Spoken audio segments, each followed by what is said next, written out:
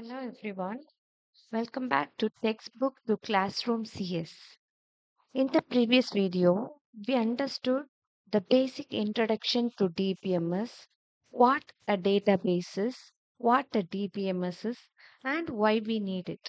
So now in this video, we are going to understand the next simple but very important topic, that is database users and applications. Now, just think about this. A database system is not usually used by only one person. Many different people use the same database, but for different purposes, right? For example, in a college database, a student may check attendance or marks. A faculty member may enter marks. Admin staff may generate reports. A developer may create the college portal. And a database administrator may protect and manage the whole database. So everyone is connected to the database, but actually their role is different. So in this video, we will understand who these users are and what they do and where DBMS is used in real life. Okay, first let us see what we are going to learn today. By the end of this video, you should be able to answer four simple questions. First, who are the main users of a database system? Second, what work does each type of user do? And the third one is, where do we use DBMS in real life? And the fourth one, how are users, applications, DBMS, and databases are connected? To make everything easy, we will use one simple example throughout this video, that is a college database. Why college databases? Because of all of us can understand it easily. College database may have student details, staff details, subjects, marks, attendance details, fees details, and so on. So, whenever I explain a user type, try to connect it with this college database example that will make the concept very clear. Now, look at this diagram carefully. Here we have four important parts. First one is the users, second one application, then DBMS and database. A common mistake students may think is that users directly open the database and take the data.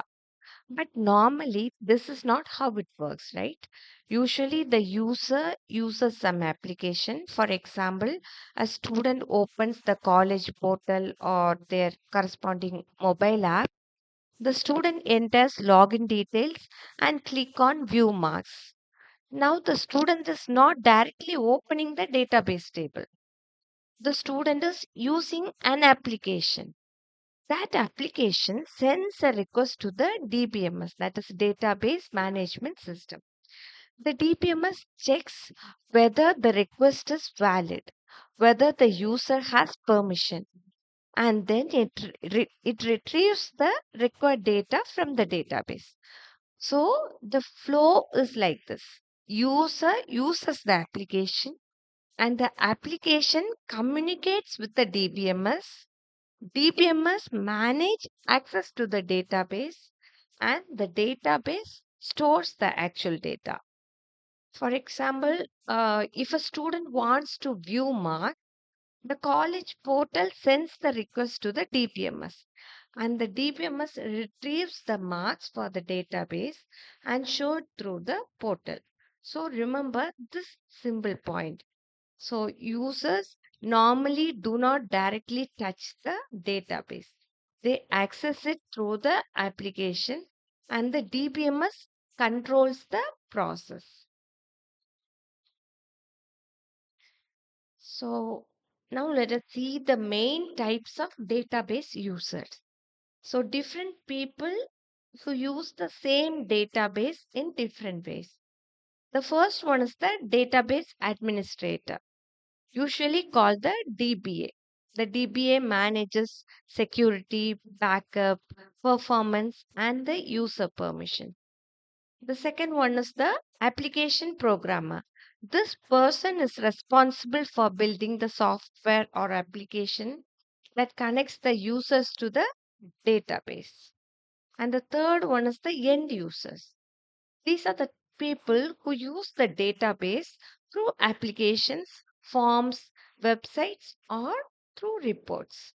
So the fourth one is the database designer. This person plans the tables, relationships, keys, and the database structure. And the next one is the system analyst. So this person studies the user requirement and converts them into a system design. And the last one is the specialized user. So these users create or use advanced database applications like scientific databases or multimedia databases or hospital databases or any type of database, AI related database, we can say. So now we don't have to worry about these names. Look at look too much at first, so we will understand them one by one with simple examples. Next one is the database administrator, that is DBA. So now let us start with the database administrator. The DBA, that is database administrator, is like the guardian of the database. So just like a school or college needs someone to manage important records safely, a database also needs someone to manage it properly. So that person is the DBA. Simple example. So the DBA creates and manages user accounts. For example, students, faculty, admin staff, or each person may have different login access. The DBA also gives permission. For example, a student may be allowed only to view marks. A faculty may be allowed to enter marks. Admin staff may be allowed to generate reports. Now, this is very important, right? Because everyone should not have the same permission. If students are allowed to edit marks, then that is a big problem, right? So, the DBA which controls who can do that. The DBA also takes backup. Backup means keeping a safe copy of data so that if something goes wrong, the data can be recovered. For example, if the system crashes or technical issues happens, the DBA helps to recover the data. The DBA also monitors the performance. That means the DBA makes sure the system works fast and does not become slow when many users access it. So, in simple words, we can say the DBA keeps the database safe, fast, and available when it is demanded. So, that's why we can say DBA is the database guardian. Now, let us move on to the application programmers. So, most users do not write SQL queries directly. For example, when a student checks attendance in the college portal, the student does not type an SQL query like select attendance from this table, something like that. So, what the student uh, doing is they simply clicks a button. Mm. So, who creates that login page, the attendance page, or the mark entry form, or search page, or whatever the result page? That is the work of the application programmers. So, application programmers create the software that users interact with. They design the user interface like login forms, buttons, search boxes, mark entry screens, and generating reports. So, behind the screen, their program code checks the input, sends a request to the DBMS, receives the result, and show it to the user. Suppose a developer creates a college attendance app. In that app, faculty can mark attendance. Faculty can enter the marks, so the students can only view the attendance and also the marks, and the admin can generate reports. So the app is connected to the DBMS, and the DBMS stores and retrieve the data from the database. So application programmers are very important because they create the bridge between the normal users and the database system. In simple words, we can say application programmers, they create the application through which users access the database. The next one is like end users. So end users are the people who actually use the database information for their work. They may not know how the database is designed, and it is not necessary for them also. They may not know how what is SQL. They may not know data is stored internally, but they use the information. So there are different types of end users. The first one is naive users. Naive users use ready-made forms or applications. For example, a student opening the college portal and checking attendance is a naive user. The student just enter their register number or their login ID and they just click a button and they can able to see the result. And the second type of users are the sophisticated users. These users may know how to ask complex questions or generate reports. For example, a faculty member may want to generate a report like show all the students who have attendance below 75 percentage, or show that the top 10 students in that particular subject, right? So they may use query tools or reports or some analysis features, right? And the third type is the specialized users.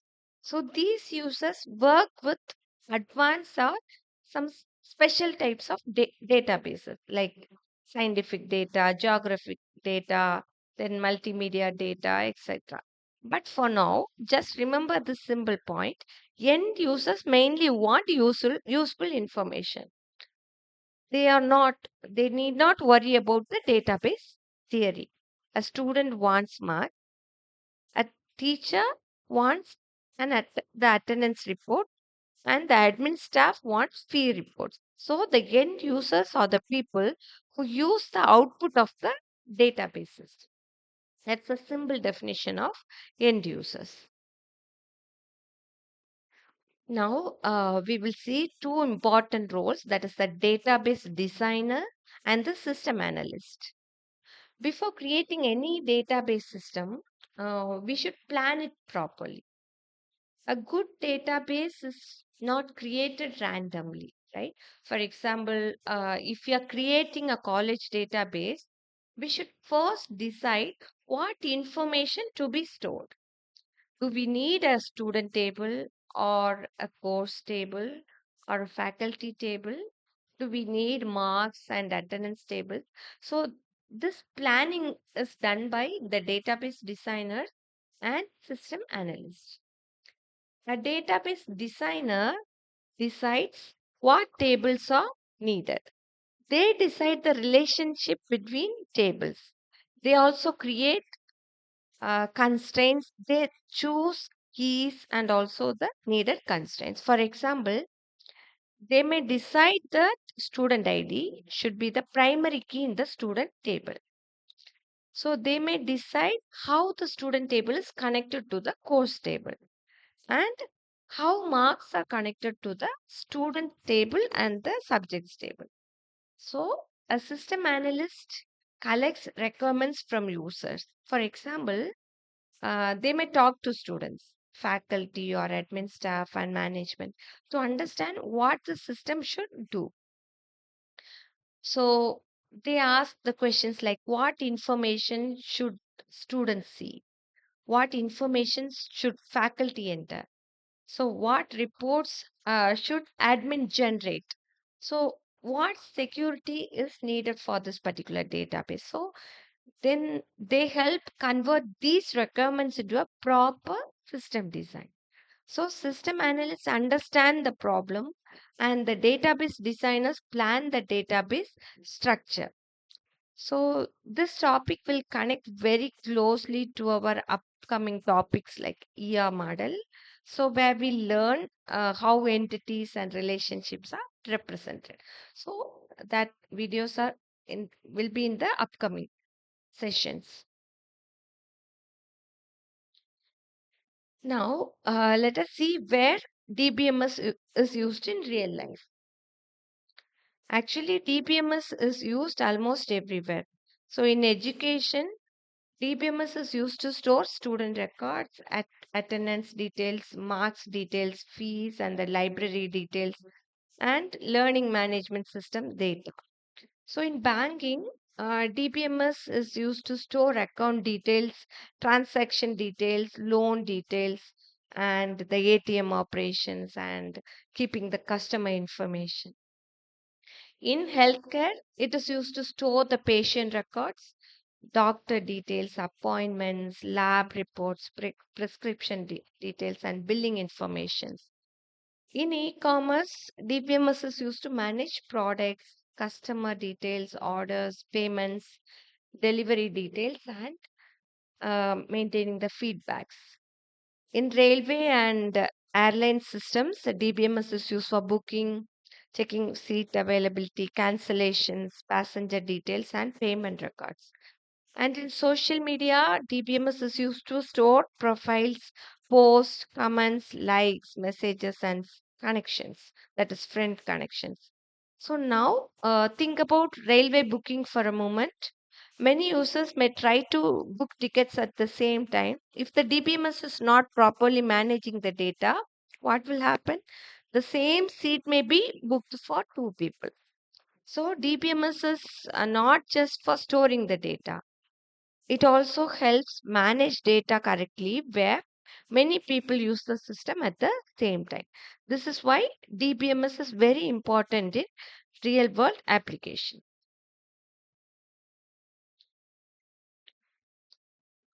So now let us see a very small example. Here we have a simple student table. So it has student ID, student name, department, and marks. For example, student ID 101 is Anu from CSE with 85% marks. Student ID 2, that is student ID 102 is Ravi from IT with 78 marks, and student ID 103 is Meena from with 91 marks. Now, the same table can be used by different users in different ways. Student may view the marks. A faculty member may enter or update the marks, and the admin staff may generate the report using the data, and the TPA protects the data from and controls the access. An application programmer creates the screen through which users view or enter this data. So, one simple thing can be connected to many types of users. So, at this level, you don't need to install any DBMS software for this demo. So, that things I will explain when we start SQL. So, a quick summary. A DBMS is used by different types of people, right? So the DBA manages security, permissions, backup, recovery, and performance. So application programmers, they build the software that connects users to databases, and end users access information through portals, applications, forms, and reports. So, database designers and system analysts help plan the databases before it built. And DBMS is usually used in many real life areas such as college, banks, hospitals, e-commerce, transport, and social media. So now we know who uses a DBMS and where DBMS is used. Right. So this is important because DBMS is not just a software concept. It is a real world system where people, applications, DBMS, software, and database all work together, right? So keep watching Text to Classroom CS. So next video, file system versus DBMS. Thank you.